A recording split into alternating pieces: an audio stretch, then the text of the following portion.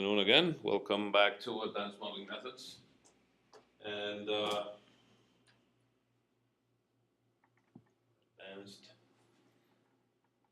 Modeling Methods.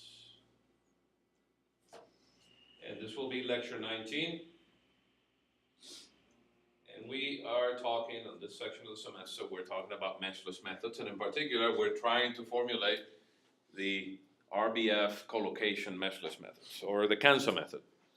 Okay, we described the collocation technique. We described how we can actually solve the equation directly using RBFs in the strong form of the equation, so we don't have to convert the equation into an integral equation like we do with boundary elements or finite elements. So we just keep the equation in strong form, in a differential form, and basically satisfy the equations, the governing equation in a set of internal points, and then satisfy the boundary conditions in a set of boundary points, and bring those together into an algebraic system, and solve for expansion coefficients, and hopefully that would be an accurate representation of the field variable. In our case, we're looking at temperature, but again, it can serve the purpose for any potential like problem, which are the ones that we're trying to illustrate right now. But as I mentioned, meshless techniques are more adaptable and more flexible to be able to be applied to many other classes of problems, not just potential like problems like the Laplace equation or the Poisson equation. We can see later next week we'll start looking at fluid flows. You'll see how easy it is to tackle those type of equations which are extremely complicated for any other technique. So on the time being, we are attempting an expansion of the form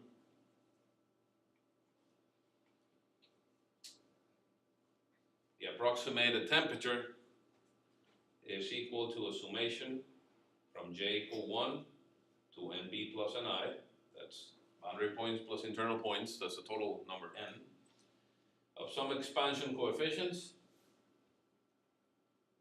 times some basis functions which are arbitrary and pre-selected and pre-imposed, where we have established that the prescribed expansion functions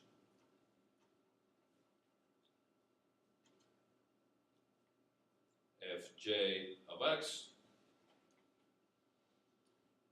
or radial basis functions or RBF. All right. Well, the reason for these is because these are very robust functions that can be adapted to many circumstances, many different types of geometry, in particular scatter data. We're looking at data or points that could be scattered over an irregular geometry, so we don't have to worry about tessellation, we don't have to worry about polygonalization of the geometry, creating elements or mesh. We just put points wherever we want to, obviously in a logical fashion. And then we use these functions which really don't care where the points are. We could potentially use polynomials or other types of functions, but we know already the drawbacks of using those kind of functions. For example, polynomials, the more points we have, the higher the order of the different polynomials that we need to use, obviously. Because for a polynomial to be linearly independent from another polynomial, they have to be of different orders.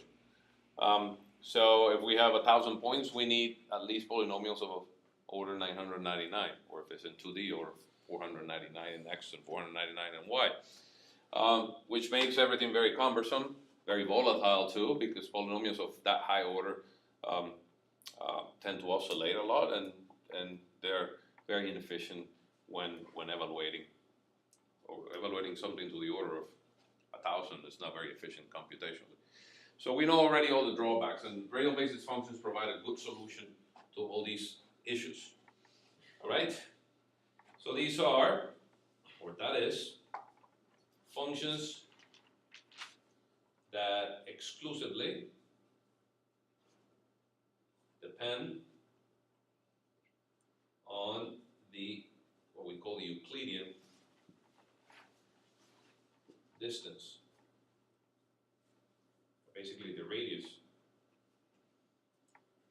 from the field location, that's x, to a prescribed pole. That will be xj. That is, and we've already used these functions. We used them when we introduced the dual reciprocity boundary element method, and this is the functions that we use to expand and approximate the right-hand side term of the Poisson equation.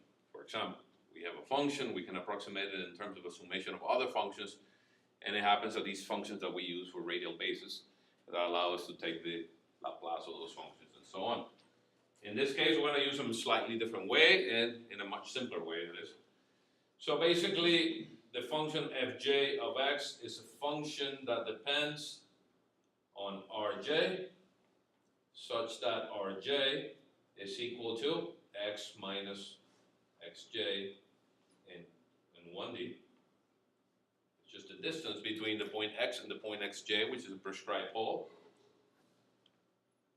Rj would be the square root of x minus xj squared plus y minus yj squared in 2D. And obviously Rj is going to be x minus xj squared plus y minus yj squared plus c minus cj squared in 3D. Okay? So depending on where we're operating, Rj is just the Euclidean distance. So basically we define a point xj, which may be xj, yj, zj if it's in 3D, or xj, yj if it's just in an ordered pair or triplet. We define a point in space, and if we reference the same function, the same algebraic function, with respect to that pole, that would be another function. So basically we can use the same algebraic looking function for all the points, as long as that function is referenced to a different point. Then that function is linearly independent from the next function and the next function and the next function. Okay? So that satisfies the conditions of a standard expansion or interpolation. All right. That means that we don't have to increase the order of the function. If we were using polynomials here for f, we already said the polynomials need to increase in order for as many points as you have. If we're using exponentials, then the exponent will have to increase or change for different points. If we're using trigonometric functions, like in Fourier series, for example, then the frequency of the wave needs to increase for as many terms you have in the Fourier series, all the way to infinity in the case of a Fourier series, or in a fast Fourier series where you truncate it, then obviously they keep increasing. In this case, the radial basis functions provide you with an alternative where you don't have to increase or change the order of the function.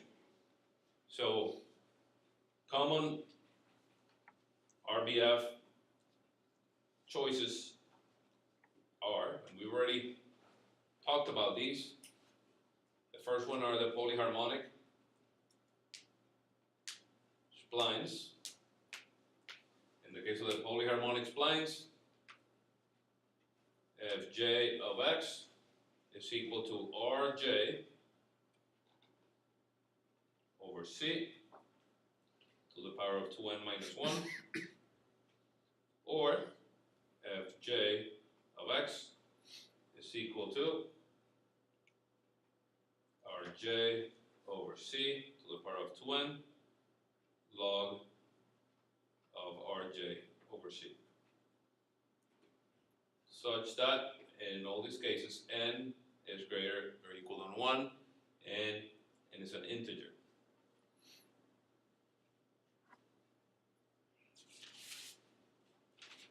Right?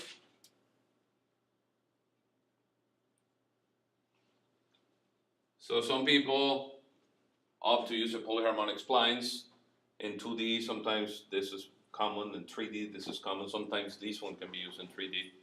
It really doesn't matter. It's just how you adjust the function, and we're going to talk about function adjustment later.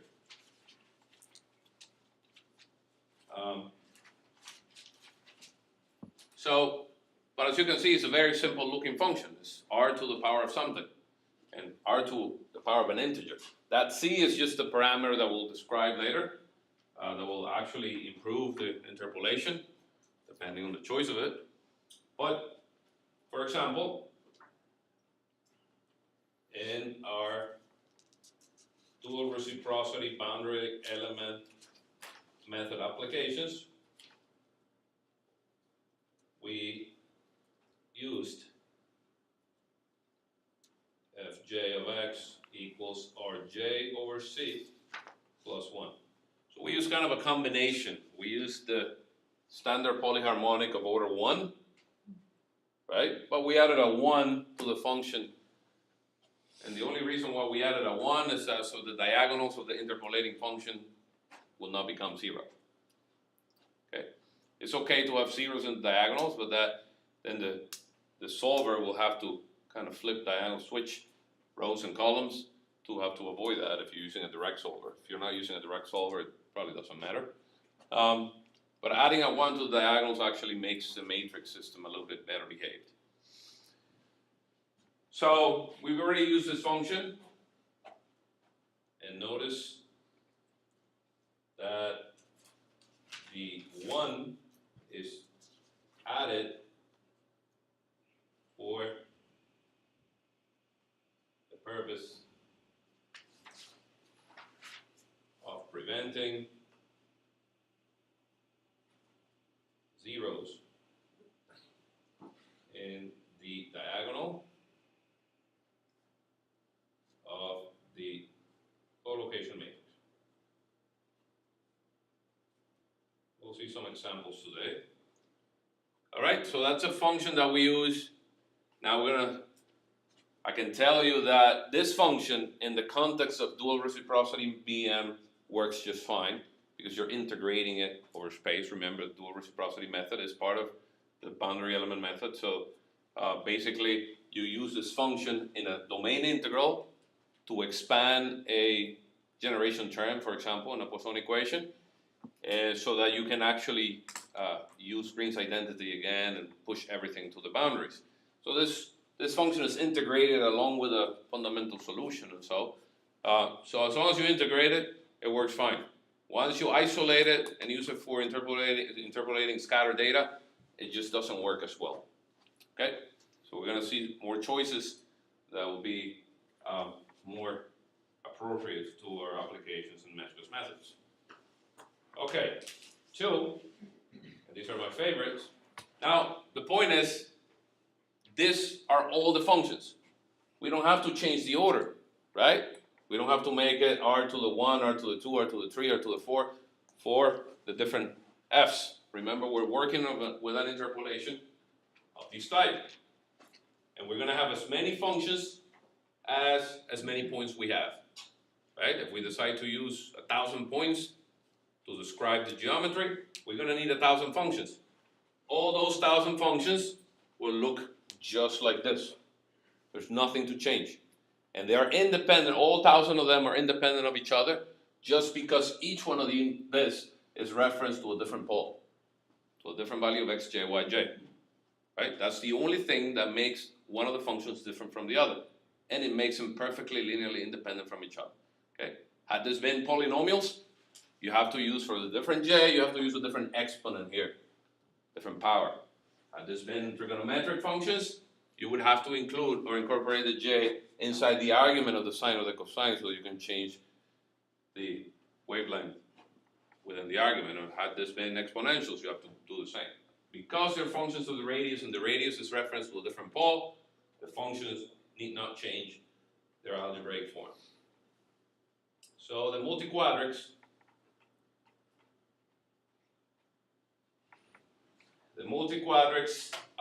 have the following form. Fj of x are equal to rj over c to the power of 2 plus 1 n minus a half, such that n is greater or equal than 0. So you pick the value of n. You don't change the value of n. That has nothing to do with j. So you stick to one value of n. Same we did for the one above. So i.e. n equals 0 leads to what's called the inverse multiquadrants, which in my experience is the one that has yielded the best results, and now in the scientific community of modeling methods, and in particular meshless methods, those who are involved in RBF tend to use multiquadrants for all their applications, or inverse multiquadrants in particular. In this case, if you decide to use n equals 0, then that leads to the inverse multiquadrant, and the fx of j should be equal to 1 divided by the square root of rj over c plus 1. Again, c is kind of we would call it the shape parameter. It's just an arbitrary, it's also an arbitrary constant that we put in there, but we'll see how that constant affects the interpolation, affects the accuracy of the interpolation. All right.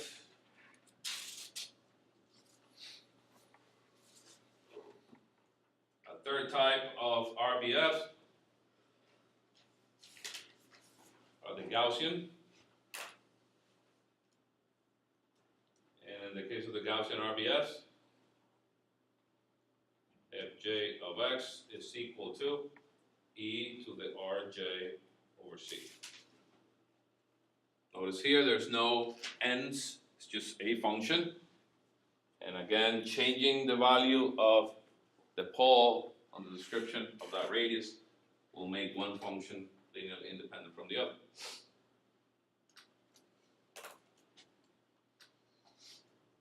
All right, so that's just another example, another classification, or within the family of RBFs, it's another kind. We're going to stick to the multiquadrants for our purposes here.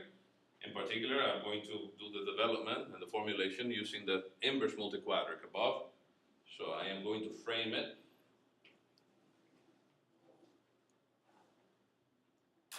and put a star on it. This is the one we were focusing on? This is the one that we're going to be looking at, yes. All right.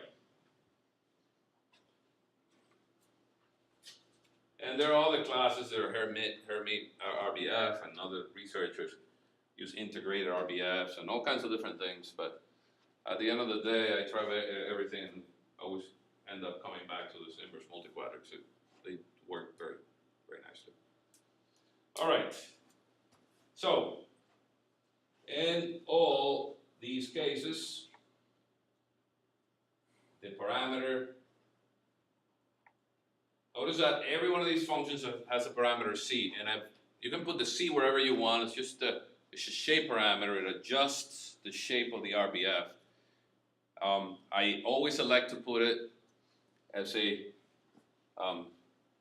ratio to the radius. Just basically to non-dimensionalize the function. I want that function to be non-dimensional. So I make c sort of a parameter that has units of length, so that when you divide r over c, you get a non-dimensional quantity, and the entire function is therefore non-dimensional. So the alphas in the interpolation, see, if all the functions are non-dimensional, the alphas, which are the expansion coefficients that we'll determine at the end, will have the units of whatever field variable you're trying to expand, in this case the temperature. Okay, so the parameter c is known as the shape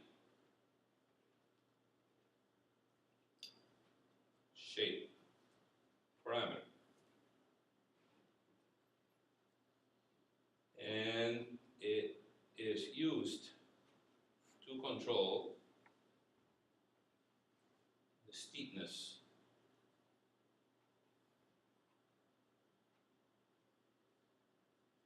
or flatness of the function, and to be discussed later.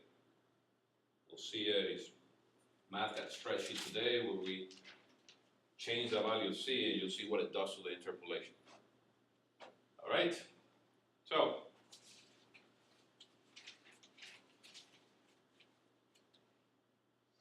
therefore, in our resulting matrix system, so remember from last class, we ended up with the usual system of simultaneous equations, where A was sort of a collocation matrix, B was a right-hand side vector of things we know, such as boundary conditions, and what's on the right of the governing equation. And alphas are the vectors, the coefficients, the expansion coefficients. All right, so we end up with that. The collocation matrix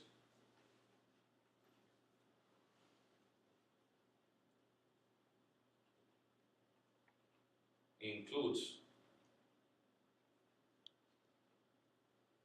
fj of x, the f, the n, and the Laplace of f.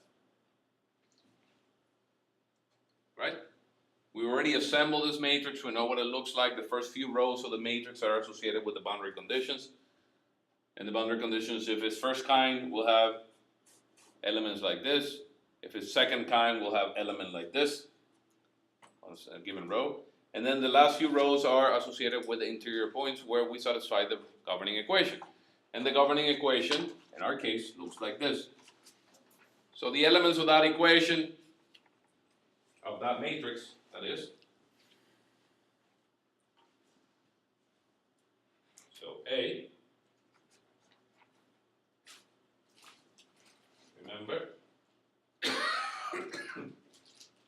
F1 of x1, F2 of x1, all the way to F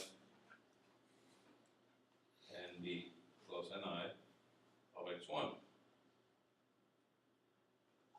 And that is for as many rows we have first kind boundary conditions. So that would be F1 of an x and B, what we call it T,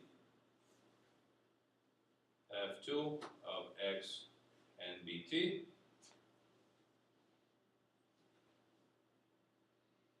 and F and B plus Ni of x and BT. And then over the next few boundary points, we have df dn, a series of boundary points where second kind boundary condition is imposed. Df dn 1 of x and b t plus 1, df dn 2 of x and bt plus 1, Plus 2. not plus 1, located at the same point, and df dn and b plus ni when collocated at x and b t plus 1. Right? And that goes on for as many points as you have second kind boundary condition, which is the rest of the boundary points. So that would be df1 dn, df2 dn, x and b, all the way to df dn and b plus ni, x and b. Okay. And then the final rows will contain the Laplace of f1 xb and b plus 1, the Laplace of f2 x and b plus 2, all the way to the Laplace of f and b plus ni, x and b plus Plus 1 plus 1. And the final rows are simply Laplace of f1 x and b plus ni, Laplace of f2 x and b plus ni, all the way to the Laplace of the function nb plus ni, evaluated at x and b plus ni.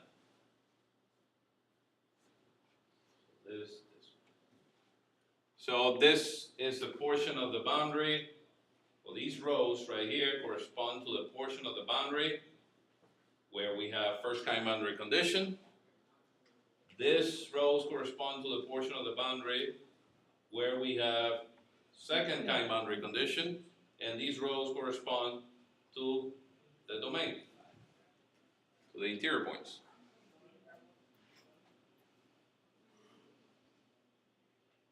Right, so that collocation matrix has elements of everything. It has the function, the RBFs itself, all of them, right, evaluated at just these points where first kind boundary conditions imposed. It has the normal derivative of f, and it has the Laplace of f. So, quick question. Mm-hmm. The boundary conditions don't have to be ordered in any way. No, it's just for our purpose. benefit. For our illustration, I defined the boundary, whatever irregular line that was, that from point 1 to point NBT, it was just first kind boundary condition, then from point NBT plus 1 to point NB, the second kind, and then the rest are interior. I order it that way. You can have F's here, DFDNs here, another F here, whichever way. That's going to be done automatically. In the next class, we're going to do it in a systematic way, which actually makes bookkeeping a lot easier. All right? So we're just going to frame all the boundary conditions into one class and have coefficients in it. And depending on the value of the coefficients, it will be first, second, third kind, even fourth kind. You can even have radiation boundary conditions that way. Okay? All right,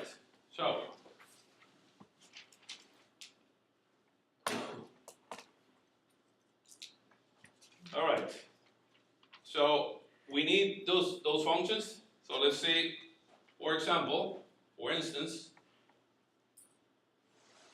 let's derive the elements of A using polyharmonic splines, RBF. So if we use the standard F equals Rj over C plus 1. We still don't know what that C does. I'm going to leave that to the end. Again, we're talking about 2D.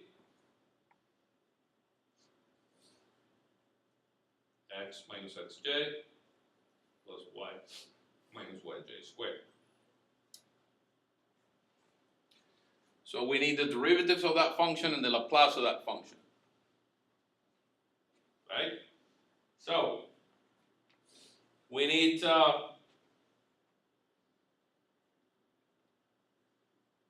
f dx is equal to df, we're going to apply some chain rule here to make it simpler, is df dr times dr dx. And df dy is equal to df dr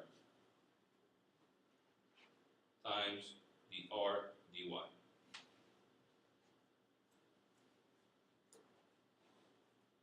Alright? Such that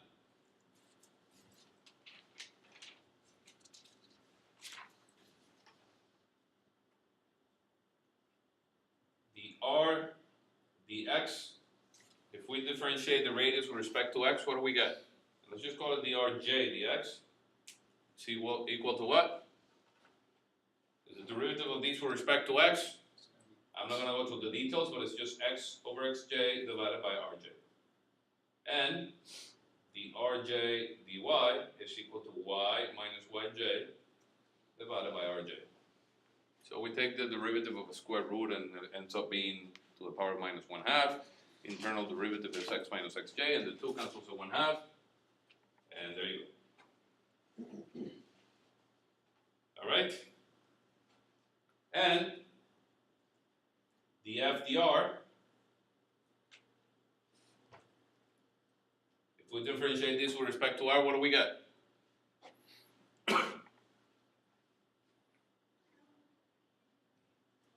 R over C plus 1, we differentiate with respect to R? 1 over C.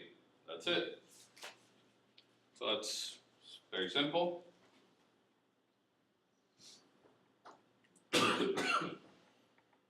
So, the derivative of f with respect to x is equal to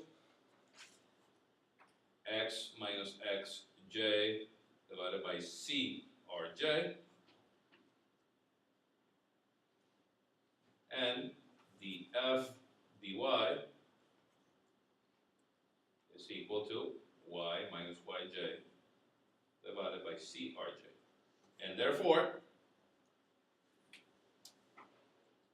the f dn is equal to 1 over c rj times x minus xj times nx plus y minus yj times ny.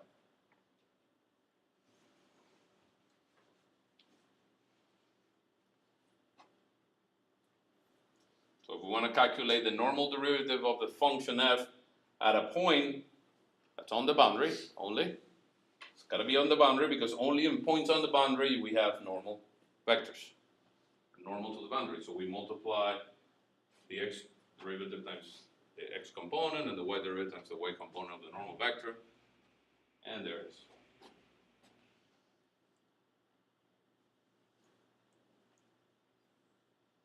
Alright, so now we have the normal derivative. How about the Laplace? We also need the Laplace on that matrix. The Laplace of function fj of x is equal to the second derivative of f with respect to x squared plus the second derivative of f with respect to y squared. Or, instead of doing it in Cartesian coordinates, we can do it in polar coordinates, and that will be 1 over r d dr r df dr plus 1 over r squared, the second fj of x with respect to theta squared. And because the function f is only a function of r, this term goes away. It becomes a total derivative in the r direction. So we can either do it this way or do it this way. We'll end up with the same result. But obviously it's easier to do it this way, right? You don't have to differentiate this one with respect to x and this one with respect to y again and add them up. All you have to do is take this one right here, multiply times r, take the derivative of that and divide it by r. That's simple enough, right? So therefore, the Laplace of fj of x is equal to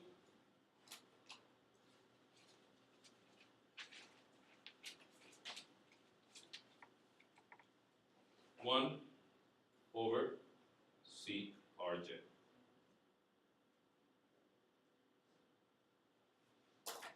So as expected, the function f is non-dimensional. What are the dimensions of the derivatives? It's 1 over meters, right?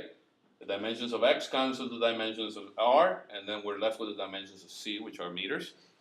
And then the dimensions of the Laplace is 1 over meter squared, as expected. So everything is consistent. So now, I see one problem with these elements. Okay? Remember these, the f's are going to go in the first few rows of the matrix, these are going to go in the second few rows, and these are going to go on the last few rows. Right? But what do you see that's a problem there? NX. They're all dividing rj. So what happens when rj is equal to 0? When is rj going to be equal to 0? At whatever origin we pick. Well, when you take this matrix right here and evaluate function 1 at point 1. Or evaluate, see, at all the diagonal components, or evaluate the last function at the last point. You're evaluating the function at its own pole, at r is equal to 0. So notice that happens for this one too.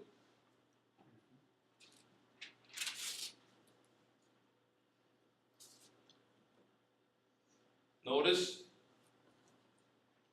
that the fj, the n of x, and the Laplace of fj of x are singular at rj equals 0. This happens when the function is evaluated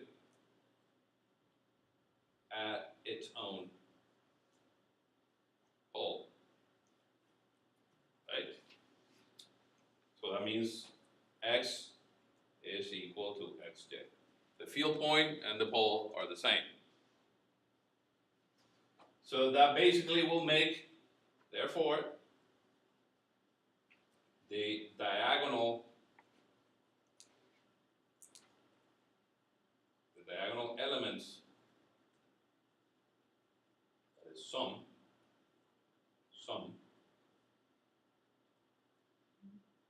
will be infinite.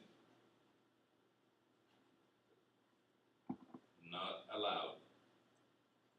You cannot have infinite elements on a matrix. So that matrix is no good. So the polyharmonic spline of order 1 doesn't work. Professor, what does that say about This parenthesis, some elements. Not all elements will be singular, because if you look at the matrix, the first few diagonals are not going to be singular because that's just f, and f is not singular, right? This f is not singular. What's singular is df dn and the Laplace of f.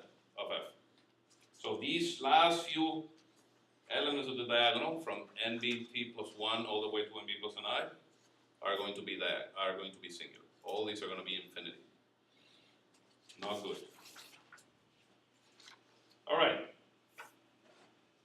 We could potentially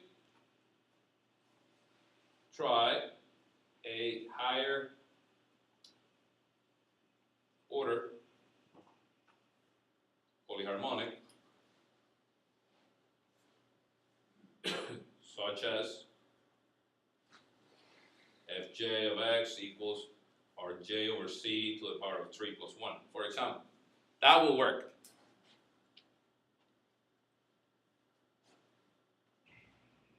All right? So this will work.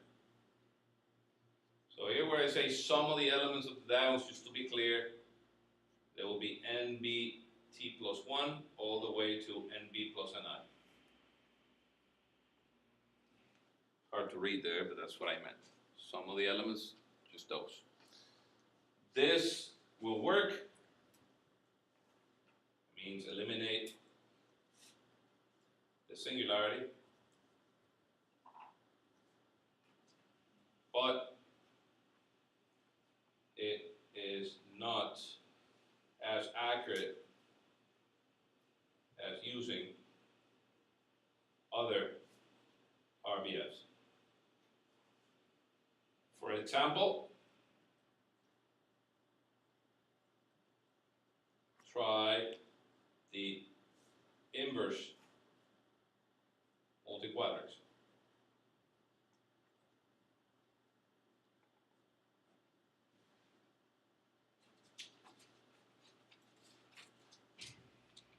And that function is fj of x, and let's write it in this form.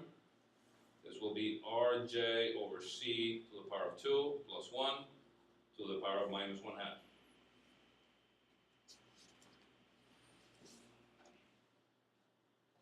Right?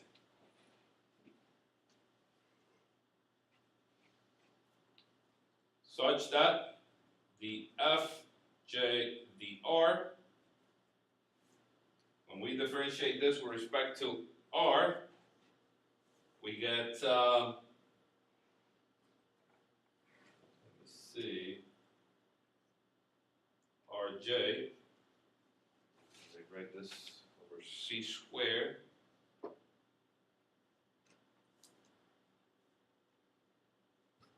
times rj over c squared plus 1 to the power of minus 3/2. Right? So it is minus 1/2. When we differentiate this, the minus 1/2 comes up front, and I'm missing the negative sign.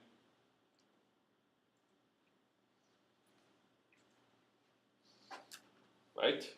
So the minus 1/2 comes up front. This becomes minus 3/2, and then the internal derivatives is twice rj divided by c.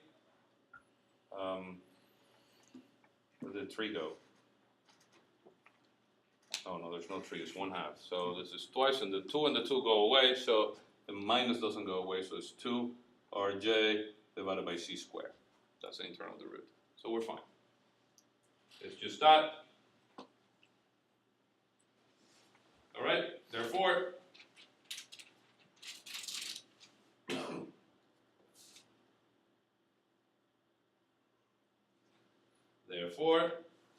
the f dx, which is the f dr times the r dx, is equal to minus x minus xj divided by c squared times rj over c squared plus 1 to the power of minus 3/2, and the f dy, which is equal to the f dr drj dy is equal to minus y minus yj over c squared rj over c squared plus 1 to the power of minus 3/2.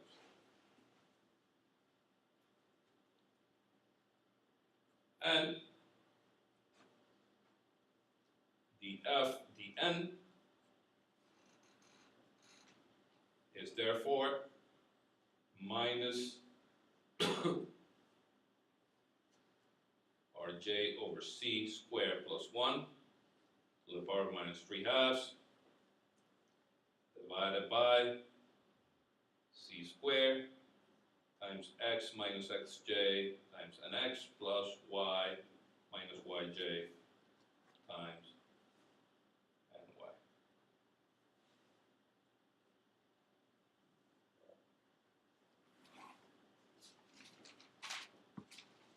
So as you can see, that one is not singular now. Even though this is a negative exponent, this is a negative exponent, this argument will never be 0. Right? Because we have that 1 there. At r equals 0, this argument becomes 1. So the singularity is avoided. Furthermore, if we take the Laplace of fj, which is 1 over r d dr, r dfj dr, that's equal to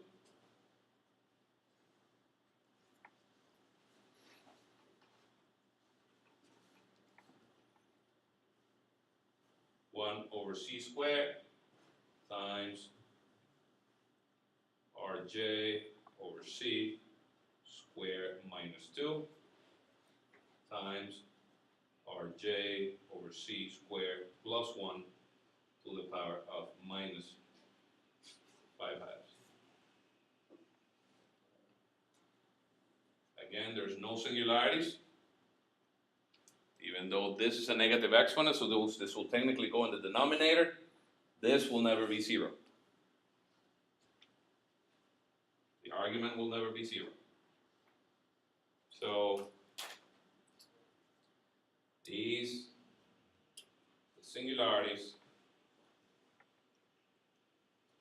is now avoided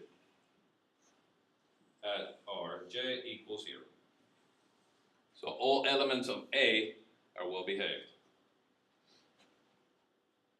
All elements of A are finite and real.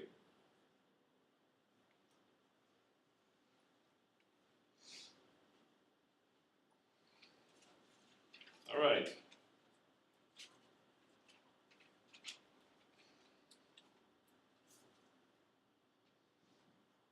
Now the last thing to check is what does that shape parameter does, which appears everywhere now. Not only appears in the function, it appears now in the derivative of the function, it appears on the Laplace of the function. So let's see.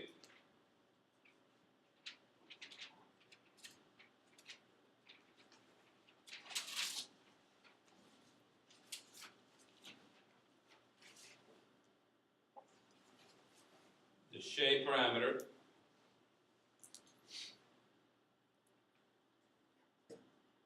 C controls the steepness, the steepness or flatness, whichever way you see it, of the function.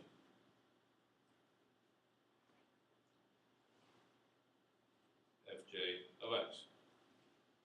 So let's write it again.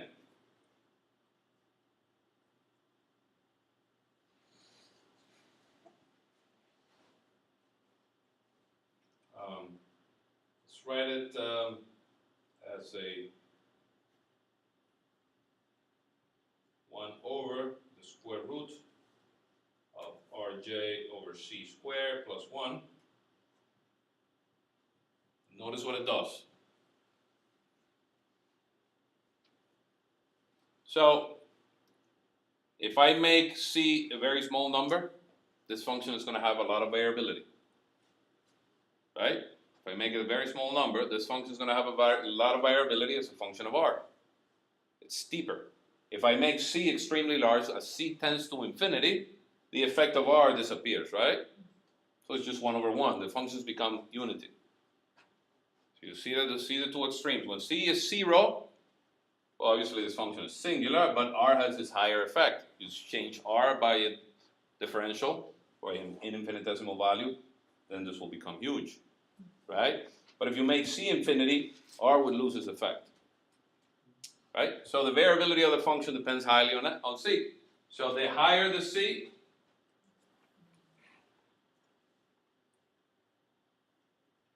the steeper the function.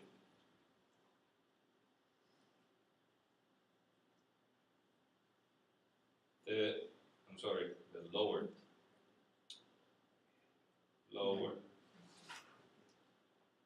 Let's say slow. The higher C, the flatter their function.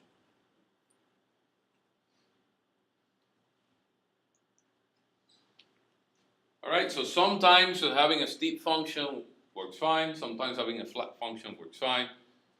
In general, you want a function that is as flat as possible without entering into the realm of singularity, because once you make all the functions perfectly flat, then the functions will stop being independent from each other.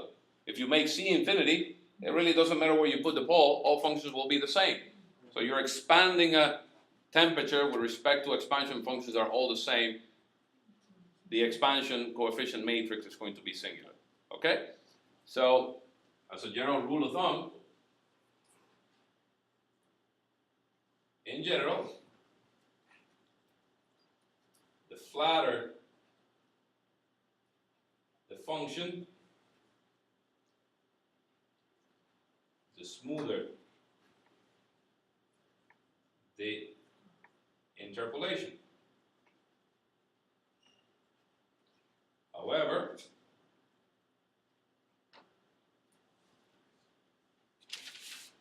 the value of C cannot be increased boundless because this will make the system of equations A alpha equals B ill conditioned. If you make it too large, it will become ill conditioned. That means that it's a singular system. So the rule is, general rule, make C as high as possible to keep the condition number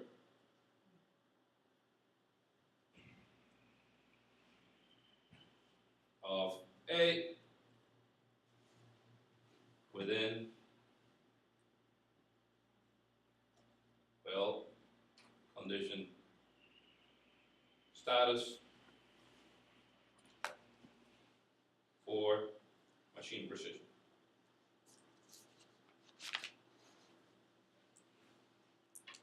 And that is in double precision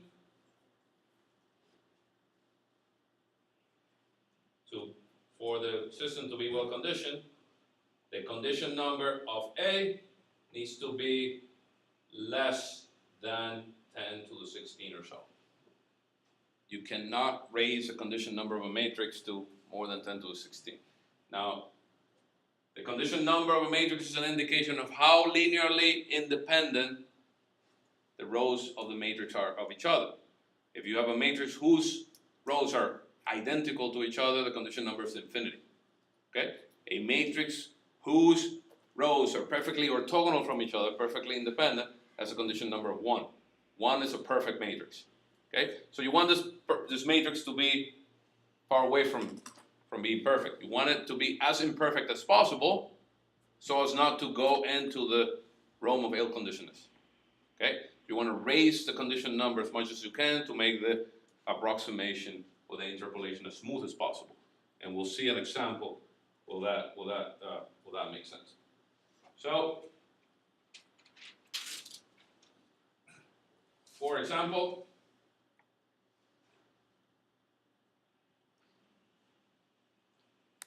use a test function t of x. So let's use a known function. Let's not solve a problem. Let's just pick a known function t of x and expand as t of x j equal 1 to some number of points. Okay, so we're going to pick some points in space, and we're going to use a function that we know. That is, then this will lead to f times alpha is equal to t.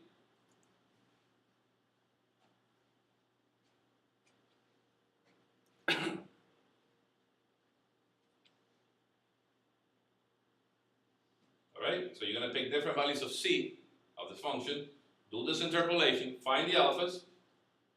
So alphas is going to be the inverse of the collocation times t. And once we have that, check accuracy of interpolation by comparing derivatives of t and t. So we know the function t, therefore we know the exact derivatives of t, and we're going to compare it to the interpolated derivatives. That is t dx is equal to the summation from j equal 1 to n of alpha j's, which we just found from here, times the derivative of these expansion functions with respect to x, which we know. Let's compare also dt dy,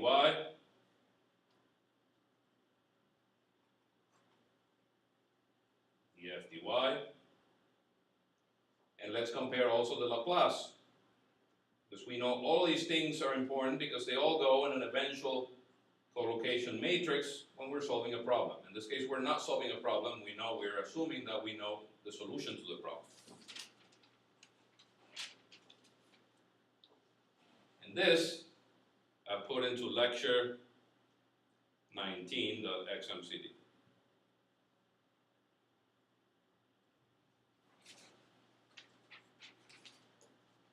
That's what we're going to check now.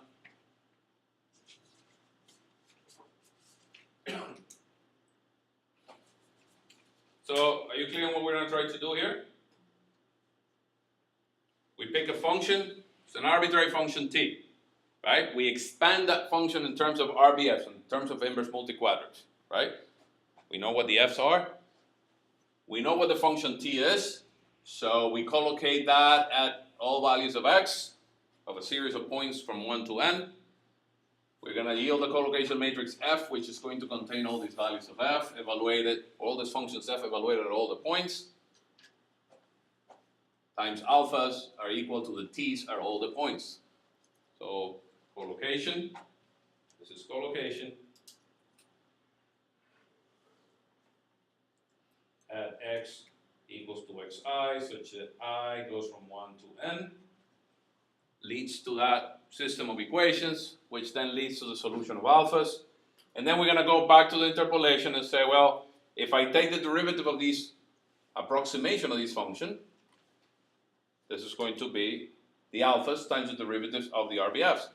So I'm going to compare these to the derivative of the function t, which I pre-imposed, and see how they compare. And I'm going to take this and compare it to this derivative with respect to y. So I'm going to take this and compare it to the derivative. Okay? Why am I only comparing the derivatives and not the function itself? Because this is going to be exact. This interpolation, because I'm doing collocation, is going to be exact at the collocation point. This is going to produce exactly what this function t is, regardless of what the function t looks like. Okay? If it's sines, cosines, exponentials, hyperbolics, whatever you want to do with t, you use it in this context and you're going to produce a perfect interpolation at the collocation point. When you evaluate it, you're going to get exactly the value of t. So, we're going to compare the derivatives, which are we're going to determine eventually the accuracy of the solution of a problem, because the matrix A that we're working with has elements of these, and these in it. Right? Okay. So, let's go to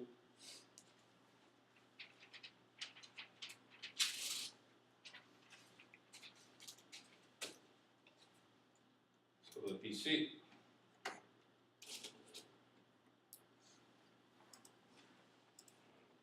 Remote.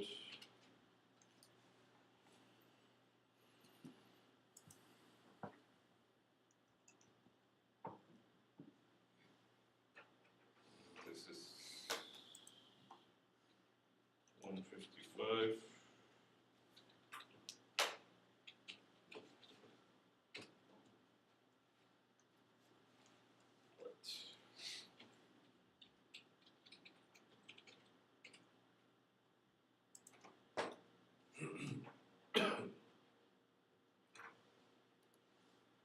So let me show you this simple MathCAD spreadsheet. So the first thing I'm going to do in the spreadsheet is just define a geometry. I'm going to pick a square, okay, a rectangle of size. So I'm going to pick the size L and L one by one. Pick the simplest possible, right? I'm going to pick, to begin with, I'm going to pick 11 points in the x direction, 11 points in the y direction, so that the spacing between points is about 0.1. Okay, I'm not doing finite differencing or anything like that. I'm just putting points in space, in a square, all right? And I'm just putting these points, I'm distributing these points an array XC and array YC, right? So XC is indexed by I, and YC is indexed by J, so it's basically ordered horizontally, okay? And that is, so I have a total of 121 points, so if I plot the points from k equal 1 to n, to 121, I have these collection of points, right? XC with respect to YC. 1, 2, 3, all the way to 12, 23, so on and so forth. All right.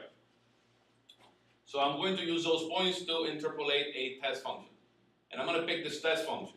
I want a test function that has variability within this domain. So I'm going to have a cosine hyperbolic with an argument of 3 and a sine with an argument of 2. So that way at least I have one wave in each direction. One is exponential, one is sinusoidal. And they're not the same, so it's non-symmetric. So I want to see how well do I do. And, well, I know the exact derivatives. I'm going to use this to compare later. Okay, the exact derivative of these. With respect to x, I can do it by hand, right? The cosine hyperbolic will be the sine hyperbolic times 3 over L. The derivative with respect to y will be this times the cosine times 2 over L, and so on and so forth. And then the Laplace of that is the second derivative plus the second derivative with respect to y. That's it. And then I'm going to use this 3 to compare the interpolation later. I want to see what that function looks like. I create a matrix. So in order to plot a 3D function, a contour or surface plot, I have to create a matrix of values with t at each of these data center points, x, c, y, c, each of those collocation points. All right, so this function within that domain from -1 to 1 looks sort of like this. As you can see, it's non-symmetric. It has some heavy variability. And I'm going to try to interpolate it using RBFs. RBFs look nothing like this, but I'm going to use a collection of 121 RBFs because I have 121 points, right? So, any questions so far? So I'm going to test the inverse multiquadratic RBF, and look what I'm doing. I am making C sort of proportional to the average distancing between points. I'm making it 1 for now. The average distance in x squared plus the average distance in y squared square root. So it has units. This is just to have units of length. So this is 0.1, 0.1, the square root of that 0.141, and I'm multiplying times 1. So I'm going to increase the size of C to see if the interpolation gets better, right? So start with that and do the whole expansion and solution of the system and so on. You cannot change it while you formulate the solution. This is a multiquadratic function. The inverse multiquadratic has a power of -1/2, and this is Rj. See, this is a field point, this is a collocation point. Refer to the array of collocation points, the 121 points that we defined up there. So we're going to have 121 of these functions, depending on where we put the pole, divided by c plus 1, to the power -1/2. And the derivative of that with respect to x, we just wrote it on the notes, is to the power of -3/2. The derivative with respect to y is to the power of -3/2 as well. And the Laplace of that, remember, is 1 over c squared, r over c squared minus 2, r over c squared plus 1 to the power of -5/2. It's exactly what we wrote on the notes, all right? So, let's see. A c value of 1, right now we don't know the scale, the order of magnitude of c that we should use to produce a well-behaved, remember we want to keep the condition number of the matrix as high as possible, kind of lining on the ill conditioning, but not to make it into ill condition because then that creates a problem. So let's do the expansion. So we're going to create a matrix that has 121 by 121 entries, right? Where we evaluate the function f, the inverse multiquadratics, each of the j functions at the I data centers. It's just a standard collocation process. That produces an F matrix, right? And the right-hand side vector B is the known temperature at those points at the collocation points. Is that clear? So I have a matrix, 121 by 121, and a vector, 121 by 1. What is the condition number of that matrix? Well, again, condition number is the measure of how linearly independent rows of a matrix are of each other. Theoretically, the value of the condition number is the largest singular value of the matrix divided by the smallest singular value of the matrix. So you have to do singular value decomposition or eigenvalue decomposition. That's a very long process. So there are ways of quickly approximating that number. MathCAD has a few routines like conditioning 2 or conditioning based on norms. It's just a quick way without doing the singular value decomposition of approximating the condition number. So condition number is 10 to the 3. It is a high conditioning number, but it's not that high. Okay?